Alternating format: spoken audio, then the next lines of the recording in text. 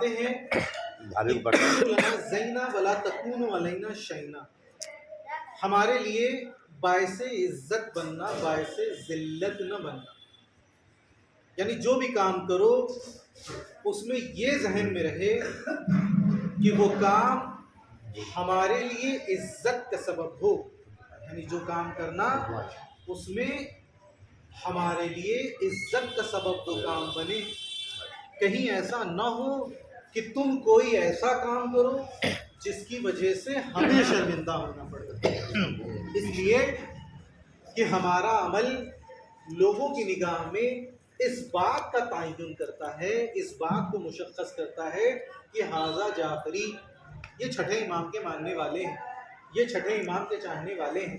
لہٰذا اگر ہمارا عمل اچھا ہوگا تو تمہاری تعریف ہوگی، لیکن انڈائریکٹ وے میں جو تعریف ہو رہی ہوگی وہ در حقیقت ہماری تعریف ہو رہی ہوگی.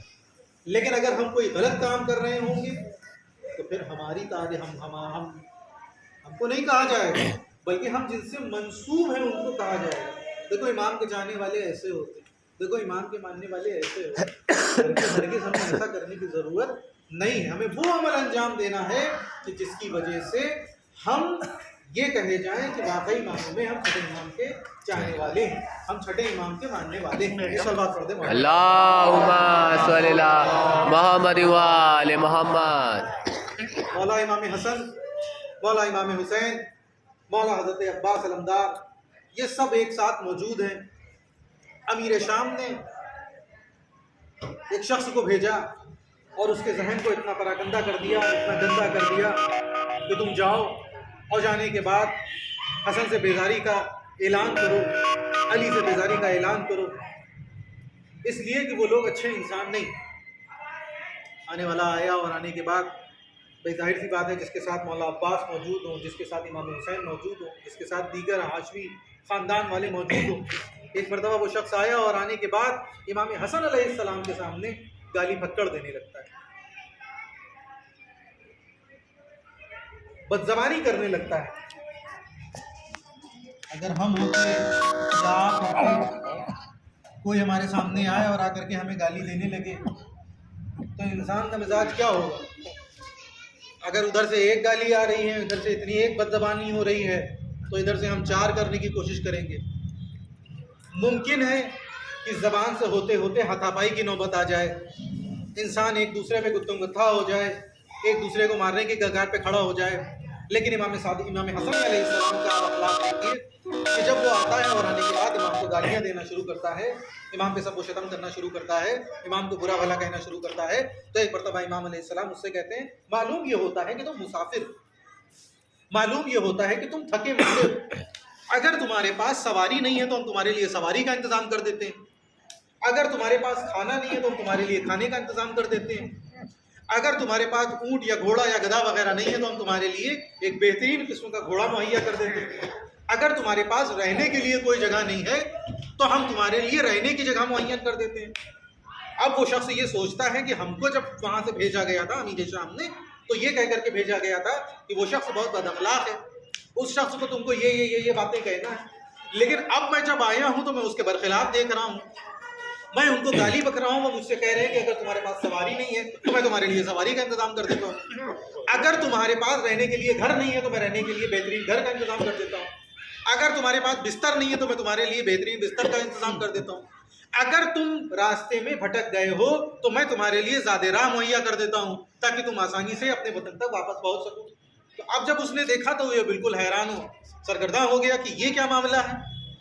فوراً وہ امام حسن علیہ السلام کے قدموں میں گر گیا اور جا کر کے معافی مانگنے لگا، کہنے لگا مولا میں نے آپ کے سامنے میں جو کچھ سنا تھا، مجھے جو کچھ بھر کر کے بھیجا گیا تھا، میں نے اس کے برخلاف آپ کو پایا. ایک مرتبہ وہ کہتا ہے چاہنے والا مولا میں آپ کے قدموں میں گرتا ہوں، آپ مجھے مسلمان بنا دیجئے، آپ مجھے کلمہ پڑھوا دیجئے. اللہم صلی اللہ محمد و آل محمد. اماموں کا یہ طریقہ رہا ہے کہ امام نے اسلام کا کلمہ پڑھوانے سے پہلے کردار کا کلمہ پڑھوایا کہ جب انسان کردار کا کلمہ پڑھے گا تو انسان آسانی سے اسلام کا کلمہ پڑھ لے گا، لیکن جب انسان کردار سے ہی دور بھاگنے لگے گا تو انسان اسلام کی طرف نہیں آئے گا، انسان مسلمان نہیں ہوگا۔ لہٰذا ضروری یہ ہے کہ ہم اپنا کردار ایسا بنا لیں، اپنی سیرت ایسی بنا لیں کہ انسان خود بخود ہماری طرف کھنچتا چلا آئے۔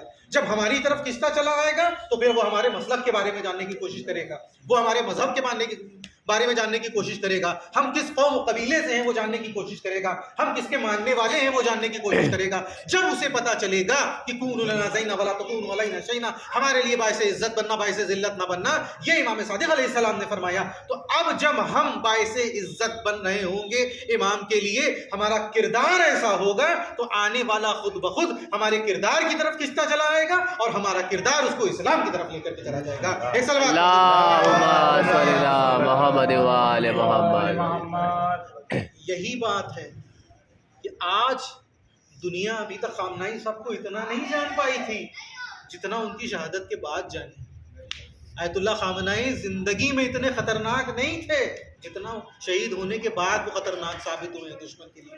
دشمن نے یہ سوچا تھا کہ ہم خامنہئی صاحب کو قتل کر دیں گے، ہم خامنہئی صاحب کو شہید کر دیں گے اور اگلے دن جا کر کے ہم تہران کے اوپر اپنی حکومت لے لیں گے، اور تہران کے اندر جو لوگ ہیں کہ جو ہمارے پٹھو ہیں، جو ہمارے پپٹ ہیں، ہم ان کو روڈ پر لے آئیں گے اور آنے کے بعد انقلاب کو ہم بالکل ختم کر دیں گے۔ انہوں نے یہ سوچا تھا کہ مرجعیت کا جو نظام ہے وہ بہت کچا نظام، وہ بہت نازک نظام ہے، ہم اس نظام کو بالکل ختم کر دیں گے اور اس کے بعد آنے کے بعد ہم ایران کو اپنے کنٹرول میں لے لیں گے اور وہاں سے مرجعیت کا نظام ختم ہو جائے گا، وہاں سے انقلاب بالکل ختم ہو جائے گا۔ مگر دشمن نے یہ دیکھا کہ آیت اللہ خامنہئی نے اپنی زندگی میں ایسا کام کر کے لوگوں کے دلوں میں اپنے کردار کا کلمہ پڑھوایا تھا، لوگوں کے دلوں میں ایسی محبت پیدا کرتی تھی کہ آج ہر انسان امام خامنہئی کی طرف جھکا چلا۔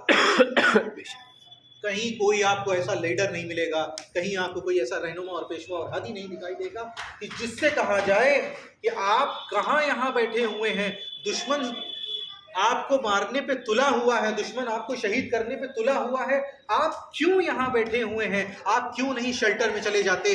آپ کیوں نہیں بنکر میں چلے جاتے؟ آپ کیوں نہیں زیر زمین چلے جاتے؟ تو ایک مرتبہ امام خامنہئی نے یہ فرمایا کہ اگر 9 کروڑ ایرانی عوام کے لیے ایک ایسا شیلٹر بنا دیا جائے، ایک ایسا بنکر بنا دیا جائے کہ اس بنکر میں جا کر کے ایرانی عوام کو محفوظ کیا جا سکے، تو میں خامنہئی اس بنکر میں جانے کے لیے تیار ہوں، میں اس شیلٹر میں جانے کے لیے تیار ہوں۔ لیکن دنیا نے یہ دیکھا کہ وہ ایسا حاکم، وہ ایسا بادشاہ، اس نے یہ دیکھا کہ جب عوام کے لیے شیلٹر مہیا نہیں ہے، عوام کے لیے بنکر مہیا نہیں ہے، تو وہ انسان جیتے جی مر گیا مگر شیلٹر میں نہیں گیا، بنکر میں نہیں گیا۔ ایک صلوات پڑھ دو۔ اللہم صلی اللہ محمد وآل محمد۔ مجھے یہ جو چیز نظر آتی ہے، مجھے ایسا محسوس ہوتا ہے کہ یہ شاید انہوں نے یہ عمل جناب سکینہ سے اخذ کیا ہوگا کہ جب جناب سکینہ کو پانی دیا گیا تھا، میں کوئی مسائل نہیں پڑھ رہا ہوں، جب جناب سکینہ کو پانی پیش کیا گیا تھا تو انہوں نے یہ کہا تھا کہ مجھ سے چھوٹا میرا بھیا علی اصغر ہے،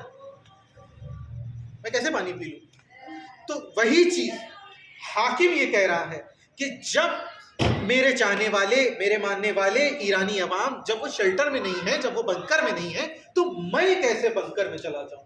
یہ سوچنے والی بات ہے۔ جو یہ سوچتے ہیں کہ خامنہئی صاحب کو بہت آسانی سے وہ کر دیا، ہم نے شہید کر دیا، نہیں، وہ شہید کر نہیں دیا ہے بلکہ انہوں نے شہادت کو قبول کیا ہے۔ ایک صلوات اللہم صلی اللہ محمد وآل محمد۔ وگرنہ ان صہیونیوں میں، ان امریکیوں میں، ان اسرائیلیوں میں اتنا دم نہیں تھا کہ آیت اللہ خامنہئی کو شہید کر سکے۔ آپ نے شہادت قبول کی ہے، وگرنہ آپ کسی ایسی جگہ پہ جا سکتے تھے جہاں پہ اپنی جان کو بچا لیں، لیکن آقا نے یہ نہیں سوچا کہ میری جان جا رہی ہے تو چلی جائے، لیکن دین اسلام کا جو پرچم ہے وہ ہمیشہ سرخرو رہنا چاہیے، ایسا نہ ہو۔ لہٰذا آپ دیکھیے کہ تاریخ آج ہم اس دور میں جی رہے ہیں۔ آقا نے یہ کہا تھا کہ یہ جو نوجوان نسل ہے یہ انشاءاللہ بیت المقدس میں نماز پڑھے گی، یہ وہ وعدہ کر کے گئے تھے۔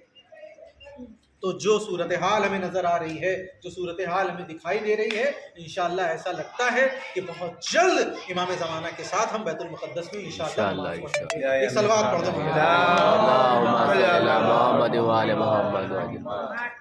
تو کردار ہمارا ایسا ہونا چاہیے کہ کردار ہم خود نہ کہیں کہ ہم ایسے ہیں، بلکہ ہمارا کردار گواہی دے۔ جب ہمارا کردار گواہی دے گا تو پھر انسان مجبور ہو جائے گا اس کے کردار کا کلمہ پڑھنے کے لیے۔ آج وہ کسی سے پکڑ کے یہ نہیں کہہ رہے ہیں، آج دنیا نے، عرب ممالک نے، چاہے सऊदी हो, चाहे दुबई हो, चाहे बहरीन हो, चाहे कुवैत हो, चाहे कोई हो, किसी का भी मुल्क का लीडर हो, उसने न जाने कितने अरबों डॉलर, कितने लाखों डॉलर सिर्फ और सिर्फ इसलिए दिए ताकि मुझे हाकिम कहा जाए, मुझे रहबर कहा जाए, मुझे लीडर कहा जाए। इधर न जाने कितने लाखों अरबों डॉलर दे दिए गए, मगर कोई आज तक अपने नाम के आगे रहबर न लगवा पाया। इधर इन्होंने 1 रुपया भी अपनी जात के ऊपर और किसी मीडिया के ऊपर खर्च ना किया, और आज पूरी दुनिया के मुंह से उनके लिए रहबर निकल रहा है। एक सलवात पढ़ दे। अल्लाहुम्मा सल्ली अला मुहम्मद व आले मुहम्मद। तो इमाम हसन अलैहिस्सलाम की आज विलादत का दिन था। आप 15 रमज़ान मुबारक 3 हिजरी को पैदा हुए। आपके वालिद का नाम इमाम अली अलैहिस्सलाम और नाम